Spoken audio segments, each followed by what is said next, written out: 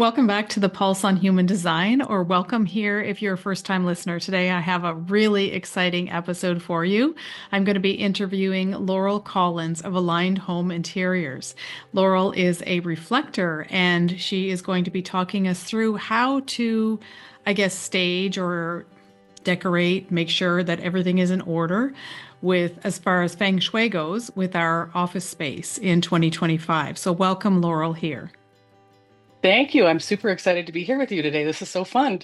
It is fun. And you know what I find really fun is that you're a fellow Canadian. It's always interesting when we meet fellow Canadians in these global groups, I find. Oh, me too. Yeah, I love that. Yeah. So tell me a little bit to start off with about your design, your human design. Okay. Well, I'm a reflector, as you mentioned. I'm a 3-5 quad right. And discovering my human design really, at first, like a lot of people say, was really frustrating, but then it was just really empowering. And then as I continue to delve into understanding it, understanding being a 3, and you can't tell me I don't need to take that course or whatever. I'm constantly doing new things and learning. And being a 5, constantly getting in trouble because people see me as something I'm not. And then I think I can do that. And then now as the quad right, like really when I started getting into the variables, really understanding how the importance of not only my environment as a reflector, but the people that I'm with. So Mhm. that's been very, very cool information. Okay. And how do you bring the variables into what you're doing with your design? Because I feel like we've talked about that a little bit in the community. You talk about environment, human design We environment, have, and because there is exactly, yeah, because there is an environment variable, which I didn't, nobody really told me about the variables in the beginning. They said, oh, that's for, that's more advanced. So I didn't go there. But when I finally did, it was like, yeah, well, I needed this. Like, it's so great. So understanding the arrows, the direction of the arrows and what that means, but then the environment. And so having those 6 different environments and then working with my clients to help them to understand their specific environment, even if it's not like the physical space, but it's even like just a mental space. So that Mhm. helps a lot. So when I'm interviewing for the podcast, I never prepare people or really prepare myself that much because I too am a quad right. So it's interesting that here we are together. But Yeah. well, kind of a side note, do you find that you find a lot of quad rights as well, that we attract each other? Well, I found you, and that's all I know so far. Oh, okay. Okay. I Oh, just you find know what? I think one of my clients is a quad right. Um, and yeah, so I have attracted a couple of clients who are all exactly like all within the same numbers and the same arrows. yeah. Interesting. So, just to bring our listeners up to speed, what Laurel is talking about is are the 4 arrows at the top of your head center. There's arrows on the chart because you may or may not have studied human design that focuses on the variables. I know that, like you, Laurel, it wasn't explained to me at all. And I was always like, what do those arrows mean? What do those arrows mean? And I found that as a quad right, that was the missing piece for me. And understanding my environment, all of a sudden, everything that I've ever done in my business has made sense. So, can you give back to the thing that I said I didn't prepare you for? Can you give like one teeny tiny tip that you would Yeah, give each person by the environment that they have for their decorating? one teeny tiny tip for each environment, Yeah. or just for the environment in general. Okay, so for example, I've got a client who's got a kitchen environment and she loves to actually work in her kitchen. So keeping it really clean and organized because that's your creative space. Having the market environment, if I think, which is you, right? Yes. So, getting out into those kind of areas where transactions are happening to be reinvigorated. If you've got the mountain environment, you might need to get up above your problems or situations or life to look down and see what's happening. The valley environment, sometimes it's just a piece of art in your office. Same with shores. Like sometimes you just need to have see the separation between where Mhm. you are and what's in front of you. And then which one am I missing? Am I missing one? Caves, Oh, me. yeah. I I'm a caves environment. So I love like cozy enveloping sort of spaces. And so that's what I like if I have clients with two different types of environment, then we just want to make sure that they have everything kind of aligned for each other, like not in the whole home, but in a certain space. Okay. And what made you think about joining human design environment and physical environment? How did you come to marrying these passions of yours? So I started with the feng shui, so with the energy work.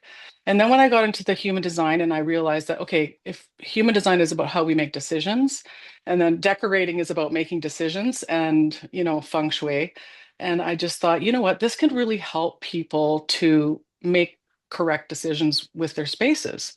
So and because it's energy. So if you're, vibrating correctly, so to speak, when you're operating correctly and in the correct environment, it just made sense to me. So I just kind of went with it. It sounds like such a fun little niche. And I know that lots of times in the human design space, people think that they don't need a niche. And whenever I hear you talk about your niche with Feng Shui and human design, I'm like, oh, so sexy, that niche. It's so fun. Oh, thank you.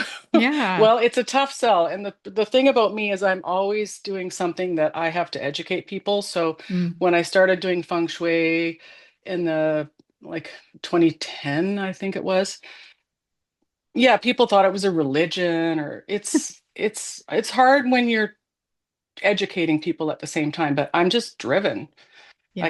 I can't stop myself. Yeah. And I feel like that fifth line too, right? Wants to bring something visionary leader. You want to bring something to the people that they need. Yeah. Yeah, Yeah. so I'm on a mission and that's what I'm doing. Love it. Hmm. Okay, just a second, get us because I had a question in my head and now it's gone. Hmm. I'll have a sip of tea. Yeah, I'll have a sip of water. I wonder what I was going to ask you. Hmm. Um, Mm. about combining the two of them. Yeah, and then okay, so what advice would you give our listeners for zhuzhing up their office, making their office space really conducive to bringing in money in 2025? Okay, well, that's a great question. So 2025, and I know you've talked about this in other podcasts and on other places. It's a 9-year Mhm. numerology. So it's a year for releasing, letting go. It's a nine is the sum of all numbers. It's a number of completion. So like we just need to get rid of whatever isn't serving us anymore. So that would look like clearing off your desk, emptying it completely, getting rid of old projects, things that you're just never going to get around to, just get rid of them. And then, of course, we're now into the year of the snake, and the snake is all about shedding their skin. So that makes that nine even more powerful, if you ask Mhm. me, because we really need to shed what isn't working for us. So that's where I would start is like get yourself a clean slate, empty up your space, I did that right and before our call. then I know, I love that. So then what I do is I like to help people understand that everything around them is speaking to them. It's like we're actually attached energetically with like a cord to everything. And it all has, even if you're not aware of it, everything that around us is speaking to us, telling us a little story to our unconscious mind. So I like to help people understand what's in their environment. What does it mean to them? Does it have a good message? And I also do vision board workshops, and so I like to say your desk, your home is like a big 3D vision board. So whatever you're Mm. placing around you, yeah, so just helping people to understand the importance of what's in their environment and what it's telling them. So when I do my feng shui sessions or vision boards or even magnetizing your desk, I use the Feng Shui Bagua map. Oh, So my school of Feng Shui is the Western school of Feng Shui. So it's not like I'm going to get up the compass. I will a little bit, like in order to help you find your power position. So you can look up your success directions. You can easily find that online and, make sure your chair is in the good success position. But then I'm going to use the Bagua map. And so that's like a little square that's cut up into 9 areas. and it's got health and family, wealth and prosperity, fame and reputation, relationships, creativity, helpful people in travel, career, and knowledge, and a center area. And so I will put that little map over top of our desks. And so, because today we're talking about abundance and prosperity, that would be the upper left-hand corner of your desk. So I want to say, okay, what have you got in that area of whether it's your home or your desk or your vision board? Like, what's in that corner? And it's always fascinating. Like, when the beauty of this intentional placement is like, go look and see what's already there and like what does it mean to you. And like on my desk sometimes I'll find, because I have a bedroom office, so Uh-huh. sometimes there'll be like a stack of laundry or something. Like, is this supporting my goals? I don't really think so. So right now on the corner of my desk for abundance, I have a bowl, like a beautiful bowl with two birds on it, sort of representing like, relationships. And I work with couples a lot in decorating, and Mhm. it's full of money. So I can, every Oh, time I have change, nice. I can just throw the coins in it. Yeah. So that's kind of a neat thing to do. And then the other things that you want to reinforce with abundance and prosperity is exactly that, like things that look abundant. So like a jade plant, or like, there's so many beautiful plants. Keeping something alive is really an important thing in feng shui. So having a healthy, thriving plant, having, maybe that's where you store like a project that's very meaningful to you. Or if you're the type of person that your family is what brings you joy and prosperity and abundance, like have a picture of your big happy family on there. So it's all about, what does it mean to you? Mm. What have you got on the corner of your desk? Well, did you see me doing some fast moves there? Yeah, I did. I love that. So usually I have my prosperity grid, my prosperity crystal grid on that left corner with a Oh, couple of great. extra pieces of citrine. But before our call, I cleaned everything out of like up in my office and I moved my mug full of pens there, my phone stand, little jar of sandalwood, which could be good for abundance, but really not looking too prosperous over there. So I quickly put my citrine there. And after this Okay. call, I will put a plant there because I absolutely love plants. So I will definitely put a plant there and my prosperity crystal grid will be moving back. Okay, nice. Well, that's a fun thing about going to the plant store, nursery, whatever, and just Mm. looking at some of those succulents. They're just so lush and full and so abundant looking, you know what I mean? So I was looking at my jade that I have this morning, and they're perfect for that because they kind of are just, they look like coins almost. Mm. I love jade plants. Yes, Yeah. me too. It looks Yeah. like you have a money plant back in your corner behind you too. Yes, I have a couple money trees in my office, and I had heard in Feng Shui, I don't know from who or what brand or style of Feng Shui, to have something that represents wealth behind you as well. So I have like a Fortuna goddess statue behind me and a citrine, big citrine behind me. I think I have a jade plant back there. But yeah. Well, especially when you're on video, and like that's something that people should definitely think about in the office, is what is behind them when they're on camera. And the other thing I was going to say about the desk, so right at the center back, that's the fame and reputation area. So that is like, how do you want people to see you in this year of 2025, year of the snake, as you're, shedding and releasing? How do you want people to see you, and how do you want to see yourself? So that's always a really great place to put, your business card.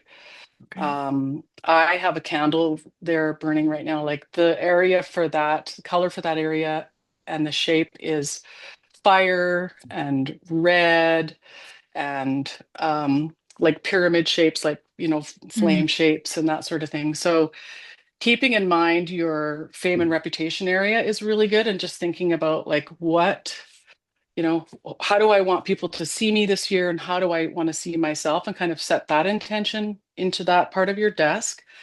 And then the other part that I think is really important, they're all really important, they all tie together, but the relationship corner is really good because it's not just about like your marriage or your partner. It's about like what kind of relationships can I say yes to, or what kind of relationships do I want to nurture? So I've got my computer monitor there because I'm having relationships on there, Fun. but I usually have like a vase with two flowers or something like that. Like if I want to get really intentional, like if you really want to like reinforce something that you want to bring in this year, then you can think about what does that mean to you? What would represent that? And what could you place that isn't cluttery? Hmm. Yeah, that's the trick with everything sometimes is to have this stuff there, but not have it cluttery. Yeah, you can't put something on every corner. Like if you looked at that Bagua map and tried to like jam something around your entire desk, it would just be too much. But I also feel like the front and center, which is usually the front of your desk where you would have a little drawer, Hmm. that's your career area, which is pretty cool. And so that usually shows up as like your mission, which Hmm. isn't always about a job. It could be, whatever drives you. It could be about your family and feeding your family. But I like to suggest people that have a personal mission statement and keep that in that drawer there so that they can look on that every once in a while and just kind of remember, what this is why I'm doing this. Hmm. Yeah, that would be very powerful. Thank you. I'm like taking notes and making all of these notes in my head for what I'm going to do after our call. So you mentioned the power position.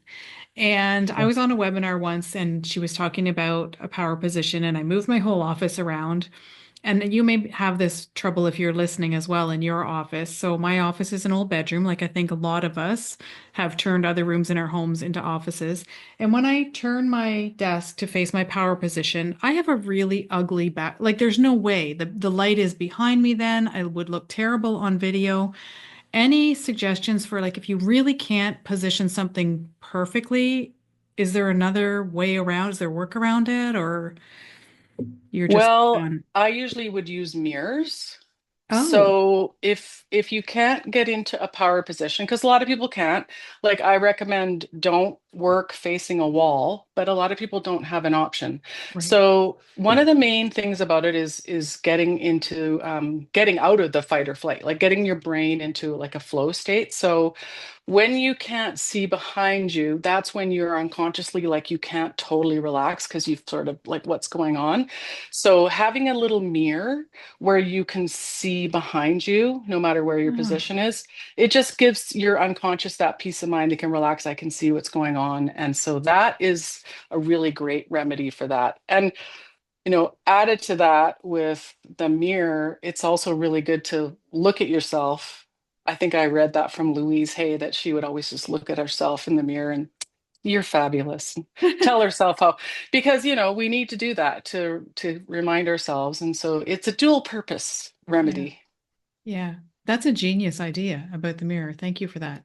I'm sure that a lot of our listeners will really be able to get some traction with just these little tips that you've shared. Not that they're little, And but it doesn't have to be a big mirror either, because as long as it's something where you can just see what's going on behind you and it's just settled at the fight or flight brain, the lizard brain. beautiful, beautiful. Okay, so you have something, I think you have a report that we can grab that walks us through a little bit more of this, what you're talking about. Where can people find that? So it's on my website at www.laureltcollins.com. And Collins has one L because I was raised with numerology, so my family had to have all the numbers right, and so I a little bit different. And it's called Magnetize Your Space, and explains a little bit about Feng Shui. It explains all the areas on the Bagua map, and then it gives you some suggestions of what you could place in what area on your desk. But you can of course apply that to anywhere, and it's pretty fun. Okay, thank you for that. Thank you. So we will have that linked up in the show notes for you. We're also going to link Laurel's Instagram because it's under Aligned Home Interiors. So we will link that up for you in the show notes as well. If you are part of our bodygraph.com community, then you will see Laurel on many of our community calls. You can probably message her in that group and find her there. She's always contributing to the community there. So we appreciate you very much, Laurel. And I thank you for doing this interview with me. It was fun. Thank you so much. It's been great. Now I have to get off our call and rearrange my entire office and my desk. I have to go download that lead magnet and get my desk in order. Thank you. Yeah, well, I'm doing the same thing. So it's the year of the snake. We got to let go. Thank you Yeah, very much. you're welcome.